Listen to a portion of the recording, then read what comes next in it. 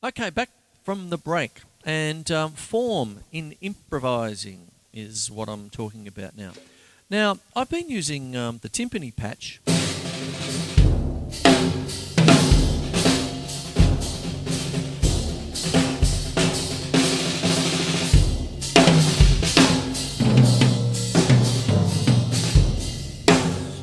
In a big way. I don't know if, should I keep doing that? Anyway, I'll keep the snares off. But what happens is the reason I'm doing that is because I'm sort of proving a sort of, trying to prove a musical point or a musical tradition or a technique that doesn't often get taught in drum set lessons. You don't often get classical percussion, classical percussion techniques, especially timpani technique, often being taught in drum set lessons. It's seen as a completely different thing. But yet, when you have a line of drums like this, what you do is you do take into account what all our forebears have done. Okay, so when you're developing timpani technique in a classical orchestra, of course you go to mallets, so I'll turn my sticks around. They are multi-sticks after all. And one of the things is, like in classical music, more often than not, your notes for the timpani are specifically written. It's not more often than not, I should say all the time. So Beethoven wants this to be F, he wants that to be C. You need to get between the two,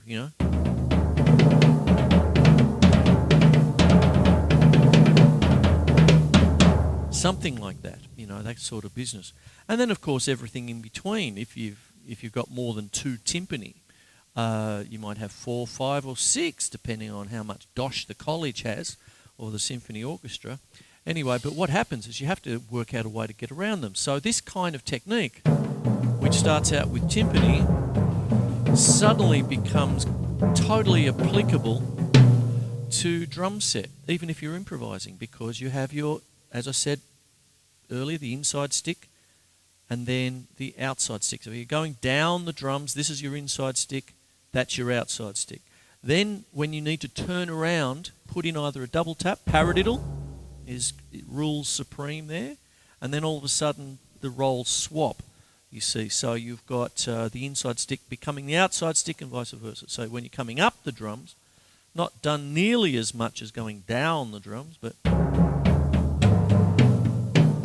all of a sudden it's your left hand leading. You've got a lead hand here going down. The right hand leads. If coming up, the left hand leads, you see. One other thing that I haven't really mentioned in improvising and all this is being able to smoothly move around your drums, right? Now, when I do this, do you notice that for every action there's a reaction? If I just go down the drums like that with double taps, 2, 2, 2, if I keep my hand there, my left hand is not going to be able to get to the floor tom there, right? Or if you like, tom 4. So what happens is I do a little twist, right? Out she goes. Out like that, you see? I pivot.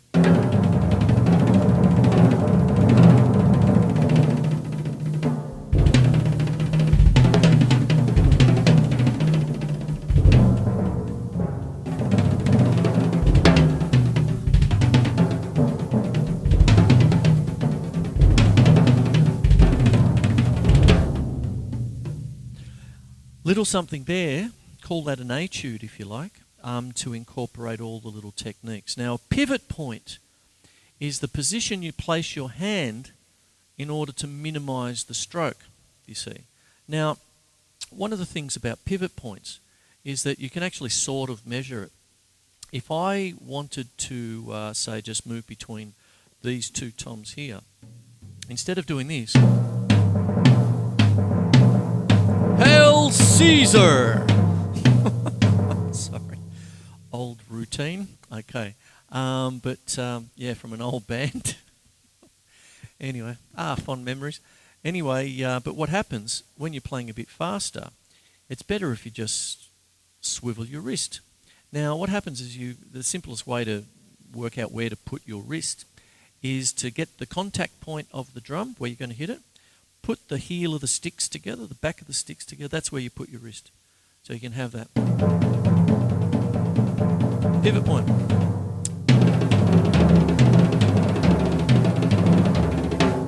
Now, pivot points happen in lots of places. I started this lesson off with jazz.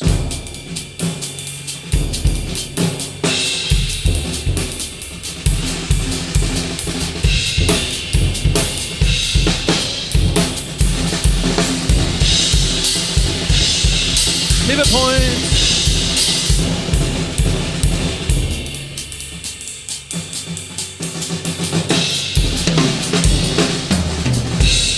Something like that. That's a little bit more of a, that's more of the tradition of a Buddy Rich kind of thing. And for that, if you want me to quickly to explain that, that's a paradiddle diddle. Right, left, left, left. See?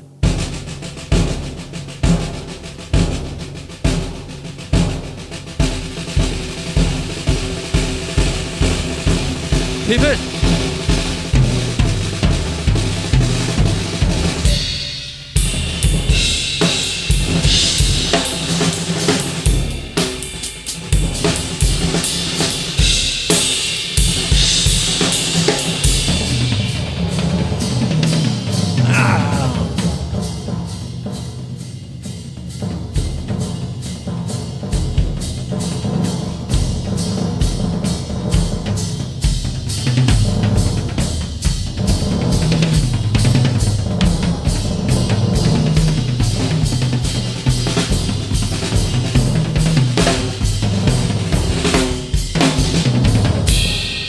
Now all of that, once again, is incorporating everything that I've explained this episode. So I'll wrap it up now. I've talked about form a little bit, probably not as much as I should have. With form, I think in terms of binary form, A section, then a B section. That could be something as simple as the snare drum bit.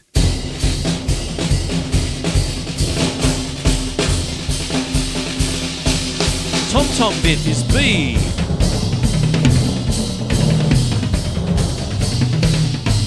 Snare drum bit back to A.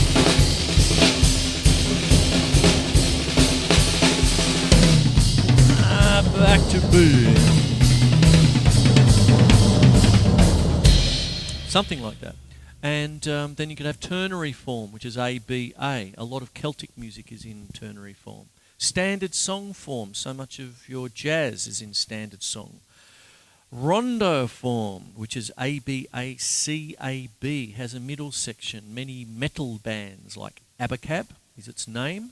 Yes, Genesis had a song, big hit called Abacab, and that's how they remembered it. Abacab. Couldn't put a name to it. I don't know why, but they called it Abacab. Very famous song from about 1980 with Phil Collins. All that sort of business. So I hope you get something out of this show. It's a bit a roundabout, a bit scatterbrained, but it's about 4 or 5 different things that I've explained. The power of paradiddles, the power of form, the power of timpani technique as applied to the drum set to get yourself around the drums.